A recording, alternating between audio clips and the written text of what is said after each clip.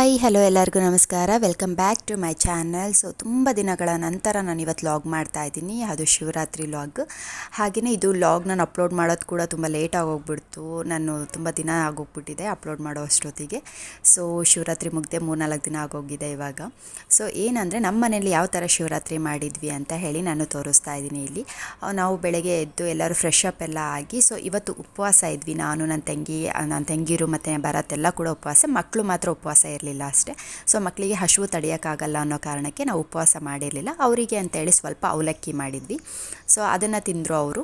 So ನಾವು ಮಾತ್ರ ಸ್ವಲ್ಪ ಹಣ್ಣುಗಳು ತಿಂತಾಯಿದ್ವಿ ಅಷ್ಟೇ. ದೇವಸ್ಥಾನಕ್ಕೆ ಹೋಗಿ ಬರೋ ತನಕ ನಾವು ಏನೂ ತಿನ್ನಲಿಲ್ಲ. ದೇವಸ್ಥಾನಕ್ಕೆ ಹೋಗಿ ಬಂದಮೇಲೆ ಸ್ವಲ್ಪ ಹಣ್ಣು ಈ ಥರ ಮಾತ್ರ, ಎಳ್ನೀರು ಮಾತ್ರ ಈ ಥರ ಕುಡಿದಿದ್ದಷ್ಟೇ.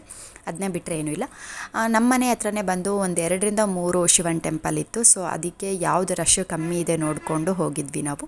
ಸೊ ಶಿವನ ಟೆಂಪಲ್ಗೆ ಪ್ರತಿ ವರ್ಷ ನಾವು ಹೇಗೆ ಹೋಗ್ತಾಯಿದ್ವಿ, ಸಂಜೆ ಹೋಗ್ತಾಯಿದ್ವಿ. ಇದೇ ಫಸ್ಟ್ನೇ ವರ್ಷ ನಾವು ಡೇ ಟೈಮಲ್ಲೇ ಹೋಗಿದ್ದು. ಸೊ ತುಂಬಾ ರಶ್ ಇತ್ತಾಯಿತು. ನಾನು ಪ್ರತಿ ವರ್ಷ ಹೋಗಬೇಕಾದ್ರೆ ಈ ವರ್ಷ ಅಷ್ಟು ರಶ್ ಇರಲಿಲ್ಲ. ಸೊ ಕ್ರೌಡ್ ಕೂಡ ಕಮ್ಮಿ ಇತ್ತು, ಚೆನ್ನಾಗಿ ದರ್ಶನ ಆಯಿತು. ಹಾಗೆಯೇ ಪ್ರತಿ ವರ್ಷ ಸಂಜೆ ಹೋಗ್ಬೇಕಾದ್ರೆ ಏನಾಗ್ತಿತ್ತು ಅಂದರೆ, ಕ್ರೌಡ್ ಅಂದರೆ ಲೈಕ್ ಎಲ್ಲ ಜಾಗರಣೆಗೆ ಬಂದಿರ್ತಿದ್ರಲ್ಲ, ಅವರೇ ತುಂಬ್ಕೊಂಡ್ಬಿಟ್ಟಿರ್ತಿದ್ರು ಅಲ್ಲೆಲ್ಲ. ಸೊ ಹಾಗಾಗಿ ನಮಗೆ ದೇವ್ರ ದರ್ಶನ ಕೂಡ ಕ್ಲೀನಾಗಿ ಮಾಡೋಕ್ಕಾಗ್ತಾ ಇರಲಿಲ್ಲ. ಈ ಸತಿ ನೆಮ್ಮದಿಯಾಗಿ ದೇವ್ರ ದರ್ಶನ ಎಲ್ಲ ಮಾಡಿಕೊಂಡು ಪ್ರಸಾದ ತಿಂದ್ಕೊಂಡು ಆರಾಮಾಗೆ ಮನೆಗೆ ಬಂದ್ವಿ ನಾವು.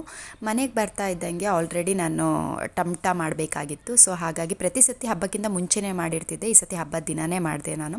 ಸೊ ಅದನ್ನು ಮಾಡಿ ಎಲ್ಲ ಆಗೋ ಅಷ್ಟೊತ್ತಿಗೆ ಟೈಮ್ ಕೂಡ ಹಾಗೆ ಆಯಿತು. ಸೊ ಸಂಜೆ ಆಗ್ತಾ ಬಂತು. ಇನ್ನು ಇವತ್ತು ಪೂರ್ತಿ ಅಡುಗೆ ತಿಂಡಿ ಏನು ಮಾಡ್ದಲೇ ಇರೋದ್ರಿಂದ ಸ್ವಲ್ಪ ಫ್ರೀಯಾಗೇ ಇದ್ವಿ ಅಂತಲೇ ಹೇಳ್ಬೋದು ನಾವು.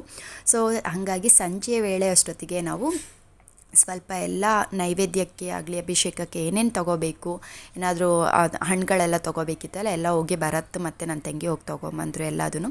ಸೊ ಅದೆಲ್ಲ ತೊಗೊಂಡು ಹಾಗೆಯೇ ಊರ ಸೈಡ್ ಇದ್ದರೆ ನೋಡಿ ಬಿಲ್ಪತ್ರೆ ಎಲ್ಲ ಎಷ್ಟು ಚೆನ್ನಾಗಿ ಸಿಗುತ್ತೆ ಅಂದರೆ ಫ್ರೀಯಾಗೇ ಸಿಗುತ್ತೆ ನಮಗೆ. ಇಲ್ಲಿ ಬೆಂಗಳೂರಲ್ಲಿ ಬಿಲ್ಪತ್ರೆ ತೊಗೊಳಕ್ಕೆ ಹೋದರೆ, ಅದು ಈ ಹಬ್ಬ ಸೀಸನಲ್ಲಿ ಬಿಲ್ಪತ್ರೆ ಕೇಳಿಬಿಟ್ರೆ ಶಾಕ್ ಆಗೋಯಿತು ನಮಗೆ. ಒಂದು 4 ಕಡ್ಡಿ ಇಲ್ಲ 100 ರೂಪಾಯಿ ಹೇಳ್ತಾರೆ ಅದಕ್ಕೆ. ಅದನ್ನು ನೋಡಿದ್ರೆ ಈಗ ನಮಗೆ ಶ್ರೇಷ್ಠವಾಗಿ ಶಿವನಿಗೆ ಅಂದರೆ ಬಿಲ್ಪತ್ರೆ ಮುಖ್ಯ. ಸೊ ಆ ಬಿಲ್ಪತ್ರೆ ತೊಗೊಳೋದಕ್ಕೆ ಹಿಂಗಾಗೋಗ್ಬಿಡ್ತು, ಬೇಜಾರಾಗೋಯ್ತು. ಅವಾಗ ಊರಲ್ಲಿ ನೋಡಿದ್ರೆ ಮರಗಳು ದೊಡ್ಡ ದೊಡ್ಡದು ಬೆಳೆದಿರುತ್ತೆ, ಕಿತ್ಕೊಳ್ಳೋಕ್ಕೆ ನಮ್ಗೆ ಯಾರೂ ಇರ್ತಾಯಿರಲಿಲ್ಲ, ಯಾರು ಕೇಳೋರು ಇರ್ತಾ ಇರಲಿಲ್ಲ. ಇಲ್ಲ ಹಾಗಿಲ್ಲ ಒಂದು. ಸೊ ಪ್ರತಿಯೊಂದು ಕೊಂಡ್ಕೋಬೇಕಾಗಿದೆ.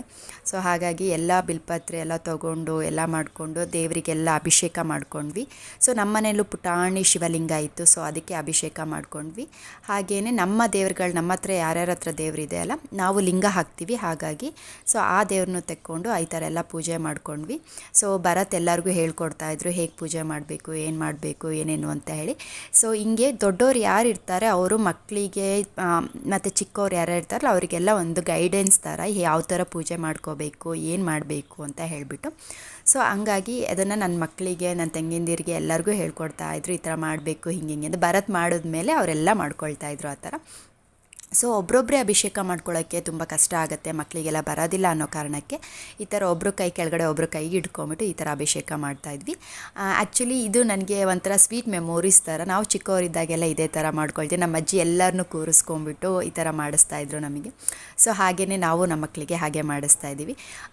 ಹೋದ ವರ್ಷ ಬರತ್ತಿರಲಿಲ್ಲ ಹಬ್ಬಕ್ಕೆ, ಈ ವರ್ಷ ಬರತ್ತಿದ್ದಾರೆ ಮನೆಯಲ್ಲಿ. ಹಾಗೆ ನನ್ನ ತಂಗಿಂದಿರು ಹೋದ ವರ್ಷ ಒಬ್ಬಳು ಇರಲಿಲ್ಲ, ಈ ವರ್ಷ ಇಬ್ಬರು ಇದ್ದಾರೆ ನನ್ನ ತಂಗಿ. ಸೊ ಹಬ್ಬಕ್ಕೆ ಎಲ್ಲರೂ ಹಬ್ಬ ಮಾಡ್ಕೊಂಡ್ವಿ ಆರಾಮಾಗಿ.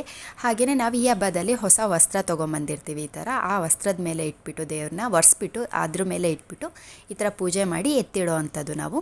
ಸೊ ಶಿವರಾತ್ರಿ ಹಬ್ಬದಲ್ಲಿ ಒಬ್ಬರೊಬ್ಬರು ಮನೆಗಳಲ್ಲೂ ಒಂದೊಂದು ಪದ್ಧತಿ ಥರ ಮಾಡ್ತೀರಾ. ನಮ್ಮ ಮನೆಯಲ್ಲಿ ನಾವು ಮಾಡೋದು, ಅಮ್ಮನ ಮನೆಯಲ್ಲಿ ಒಂಥರ ಮಾಡ್ತಾರೆ, ನಮ್ಮ ಮನೇಲಿ ಅಂದರೆ ಪದ್ಧತಿ ಅನ್ನೋದಕ್ಕಿಂತ ಉಪವಾಸ ಮಾತ್ರ. ಸೊ ಅಮ್ಮನ ಮನೇಲಿ ಅಜ್ಜಿ ಫುಲ್ ಡೇ ಉಪವಾಸ ಇರ್ತಾರೆ, ಸಂಜೆನೇ ತಿನ್ನೋದು. ಇನ್ನು ಕೆಲವರೆಲ್ಲ ಅವ್ರಿಗೆ ಯಾವಾಗ ತಿನ್ನಬೇಕು ಅನಿಸುತ್ತೆ ಅಂದರೆ ಲೈಕ್ ಒಂದು ಒಪ್ಪತ್ತಾದರೂ ಇರ್ತಾರೆ, ಆಮೇಲೆ ತಿನ್ಬಿಡ್ತಾರೆ. ಸೊ ಬಟ್ ರೈಸ್ ಯೂಸ್ ಮಾಡೋದಿಲ್ಲ. ಯಾಕೆ ಅಂತ ನನಗೂ ಗೊತ್ತಿಲ್ಲ, ಯಾರಿಗಾರು ಗೊತ್ತಿದ್ದರೆ ಕಮೆಂಟ್ ಮಾಡಿ, ಯಾಕೆ ರೈಸ್ ತಿನ್ನಬಾರ್ದು ಶಿವರಾತ್ರಿ ಹಬ್ಬದ ದಿನ ಅಂತ ಹೇಳಿ.